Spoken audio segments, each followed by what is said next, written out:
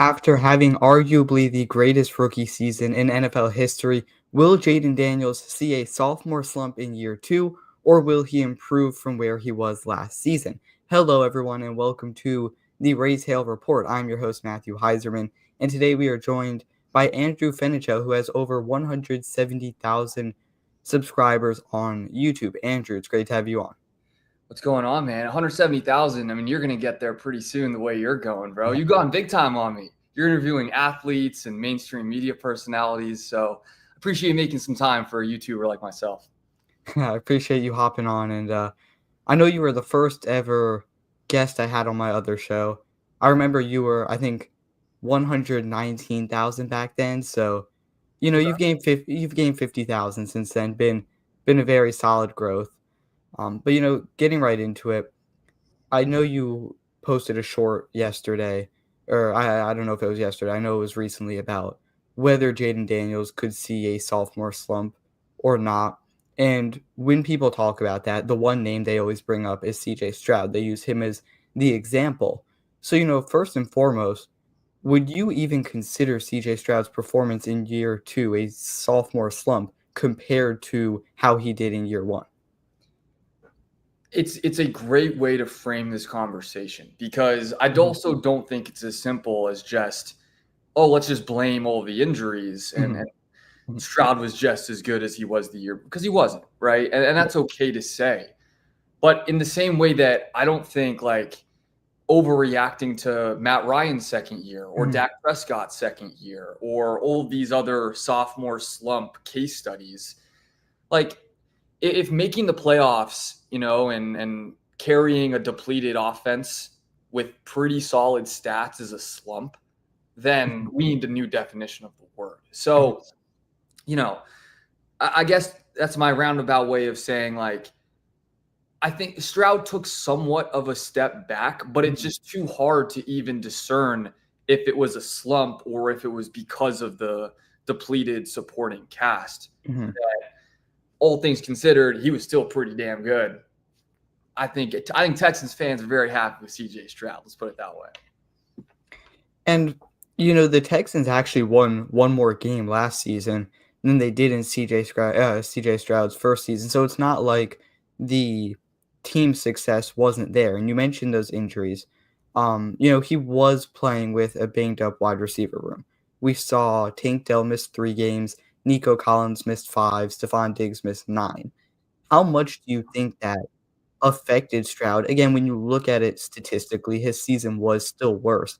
But would the narrative be the same around this sophomore slump if he had those pieces? Or would he have really been able to kind of change his stat line and overall just look a lot better if it weren't for those injuries? I mean, Matthew, you're smarter than me. I know that for sure. So I think you can probably answer your own question. Of course not, right? Like, Nico Collins is one of the 10 best receivers in the NFL. And look, I think where I assume you're taking this question is what's going to happen with this Terry McLaurin situation in DC. But yeah, of course. I mean, Joe Mixon missed 4 games, I believe. I think he played 13. Yep. Fact check me on that. Yep. Not to mention the offensive line was depleted. So yeah, of course his stats would look better. I mean, it's no different than what we saw with Mahomes when he lost Tyreek Hill, and all of a sudden that Chiefs offense had no deep threat outside of like Marquez Valdes-Scantling for a couple seasons until, maybe Rashee Rice came through. It's a team sport. This isn't the UFC, right? Like, quarterback's the most valuable position, and for the most part, a quarterback can dictate his own performance. But like, yeah, man, I mean, Tank Dell's a stud. Stephon Diggs is a stud. Like, there's a reason they brought Stephon Diggs in the first place, because he's going to help the offense. So of course Stroud's numbers would have looked better if all 3 of those guys played 17 games. Now, some of the stats I was referring to earlier, his expected points added per dropback, which is a stat I know PFF uses. He was towards the top of the NFL in 2023. He was towards the bottom of the NFL in that stat this past season. And then he also had the best interception percentage in his rookie year at just 1%. He was over 2 times more in his second year at 2.3%. And then the next point I want to get into is the film aspect. Everybody says they have more film on Jayden Daniels. And I would shut that down immediately, and I know you talked about this. There's not any more film that they have right now than what the Lions had in the divisional round of the playoffs last year. Right. That's instead of looking at it from a film perspective, what about a scheme perspective and the fact that teams had the entire offseason to plan a defense to contain Jayden Daniels? And I think that's part of why you look at CJ Stroud. He was pressured over 50 times more than he was, in his rookie season. So that's clearly some sense of defenses adjusting.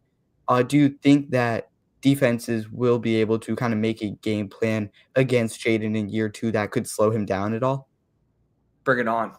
I mean, Mhm, Jayden was maybe the best quarterback in the league last year against pressure, or against the blitz. I mean, how many incredible moments did he have when, teams thought, oh, we're facing a rookie quarterback. Let's just, bring the house. mhm. Cincinnati Bengals week Oh, 3, deep shot, yep, game on the line yep. to, the boy Terry.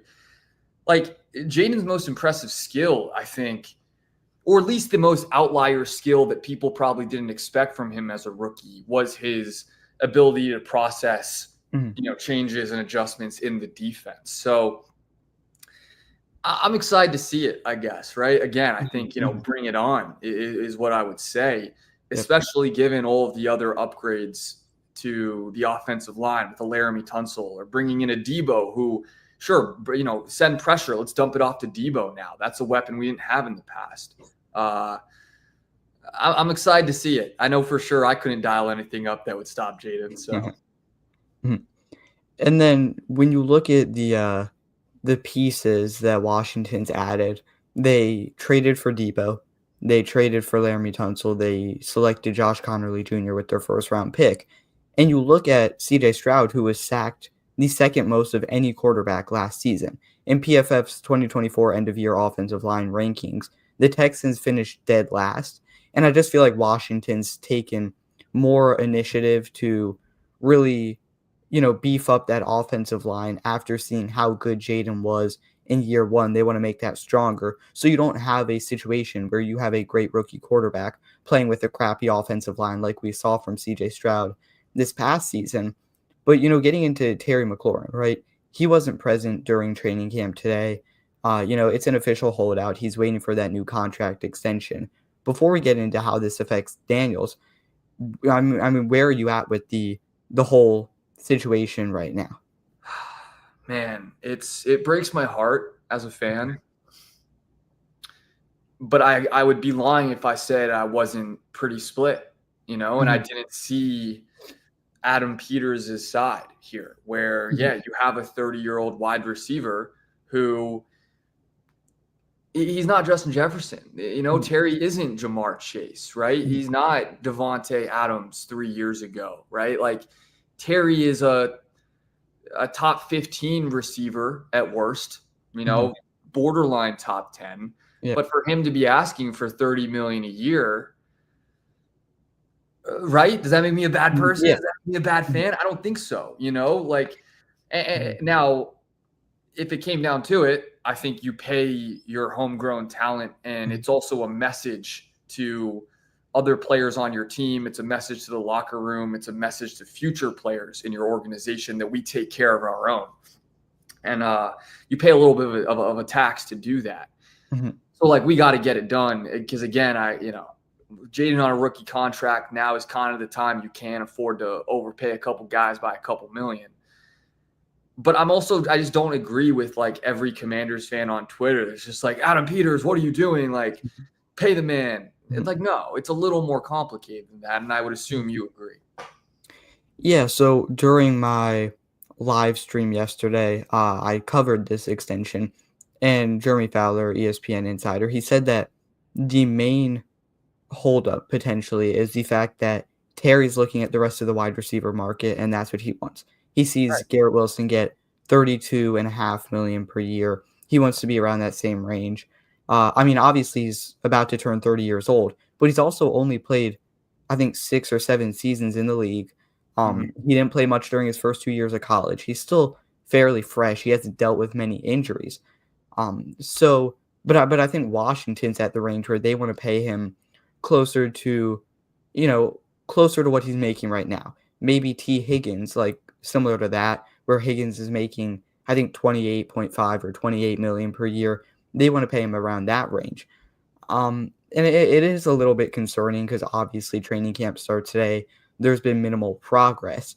But at the same time, I do respect Adam Peters for not caving in and really, waiting this out, seeing where things go, and not rushing anything. Because again, Jayden's, if he keeps this up, he's going to be the highest paid player in NFL history easily when he gets that new contract. So you Yeah. can't be throwing away millions of dollars that you could use to, pay for Jayden's contract.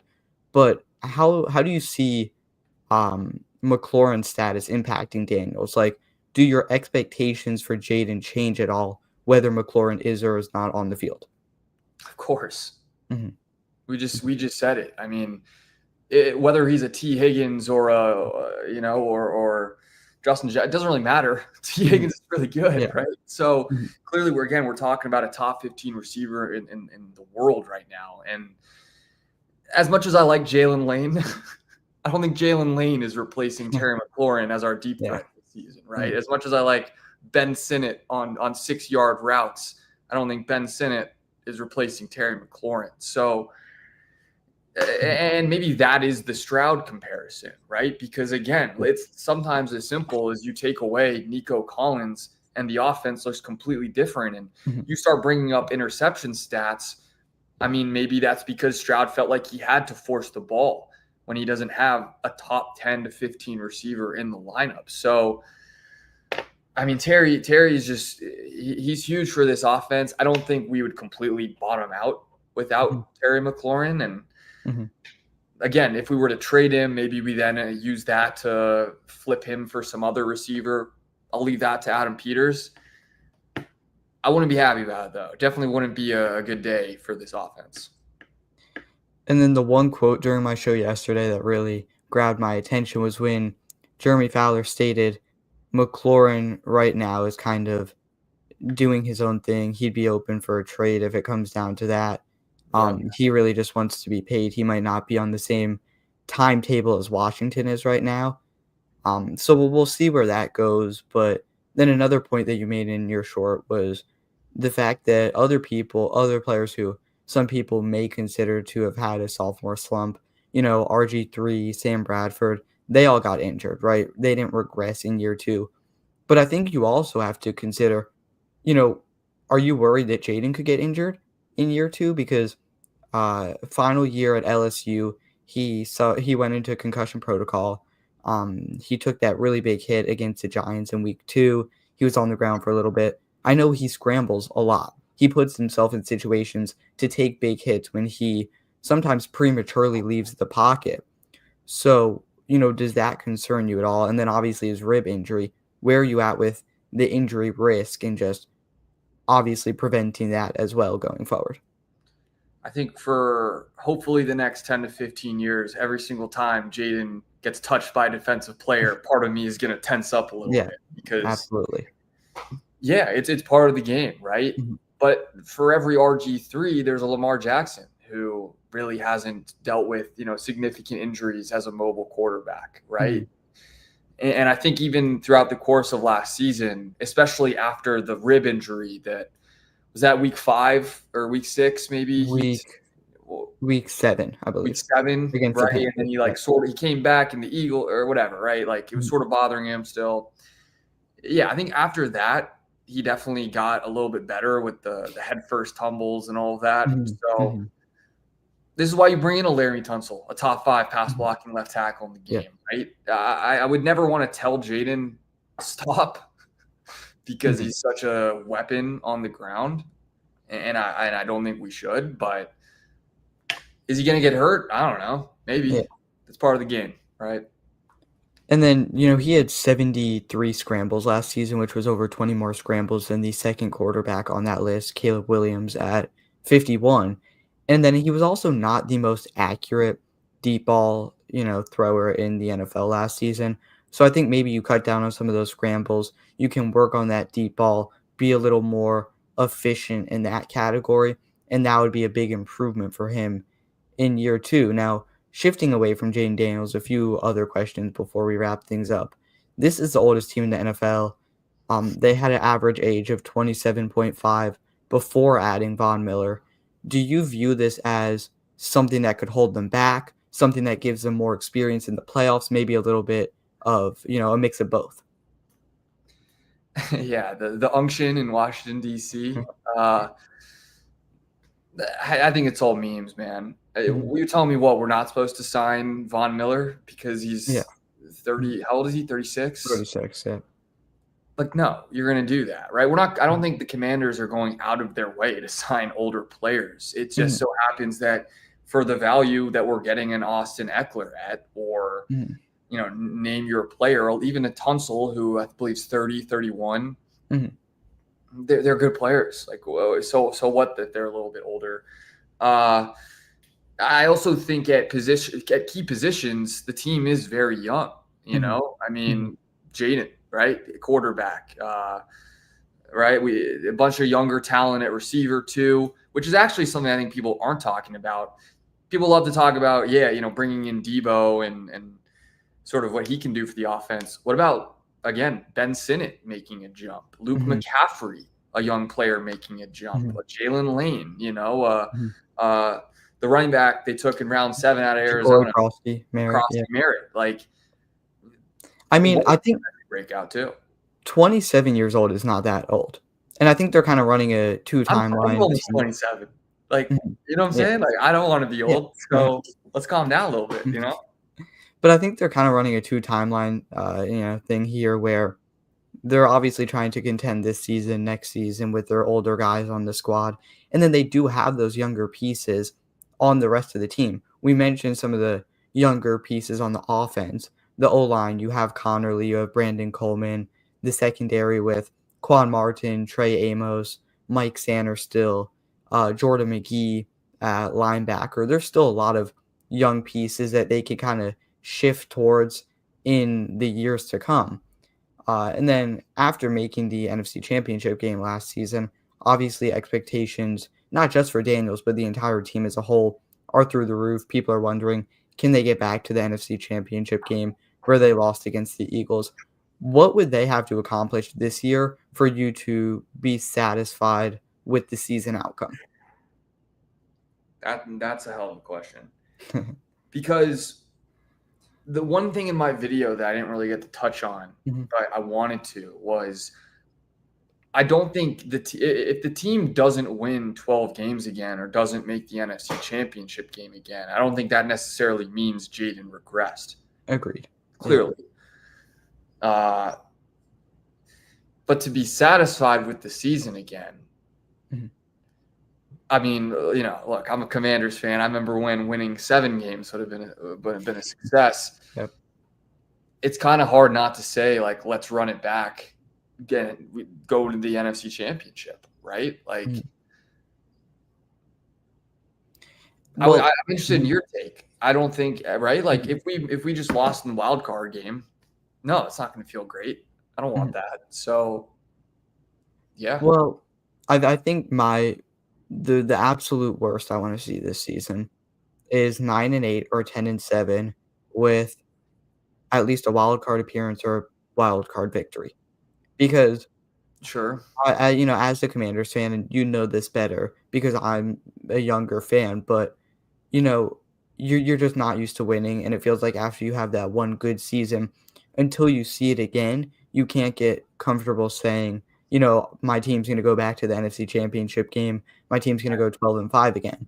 So I think if they can just show, something relative to what they did last year just to be able to prove we are still a solid team that will continue to be good for years to come. I just want that reassurance, if that makes sense. True, but I also sort of think that's not going to come down to how far they make it in the playoffs. Mhm, I think that's just like, with, is Jayden good? mhm, Which I think we know the answer to, mhm, for yeah, sure. Especially, hey, if McLaurin misses week 1, let's say this goes into the season, having how the future of the team comes down to Jayden Daniels. This is a mhm, quarterback league, right? So the reassurance that I agree that you just brought up and that we're all looking for Mhm. coming off last season really just comes down to like almost is Jayden variable proof? Does it matter who we have at receiver? Does it matter if like Tunsil misses a couple weeks and we have to plug in someone at left tackle and shift the line around? Does it matter if the opposing team decides to blitz a ton or play, Mhm. whatever, like a bunch of deep drop coverage? The best quarterbacks are the ones where nothing matters, you Yeah. know. And if Jayden's one of those guys, then nothing else really matters for us. I completely agree, right? You have your cornerstone guy, your young cornerstone player, and I think the rest of the team's interchangeable. The Right. rest of the team, you start with your quarterback and then you build the rest of your team. You don't build the rest of the team and then you go to the quarterback. But the last question I have before we wrap things up, the second most viewed video on your channel is every single NBA team, if they were in their prime, what the NBA would look like. One of your other most viewed videos, same thing with the NFL. But that was a few years ago. I want to bring that up again. If you did that same hypothetical in 2025, some of the players on Washington that would go back to their prime, obviously Von Miller, Bobby Wagner, Zach Ertz, Michael Gallup, Austin Eckler, and then you Yeah. still have a lot of players who are either in their prime right now or very close to that prime version. Laramie Tunsil, Marshawn Lattimore, Daniels, McLaurin, Debo, Frankie Louvu. It's tough on the spot because you don't have a chance to look at every team's roster. If you remade that video, how are you feeling about maybe you do have to remake that video, but, how are you feeling about Washington right now? Oh man, we'd be sick. You Yeah. kidding? I'm Mhm. trying to think what other teams would be up there. Mhm. Off the top of my head, I mean, the immediately Ravens, two first ballot Hall of Famers, right? So absolutely. mhm. I mean, you got to think the Rams would be up there, right, with Yeah. Devontae Adams in his prime, Mhm. Stafford in his prime.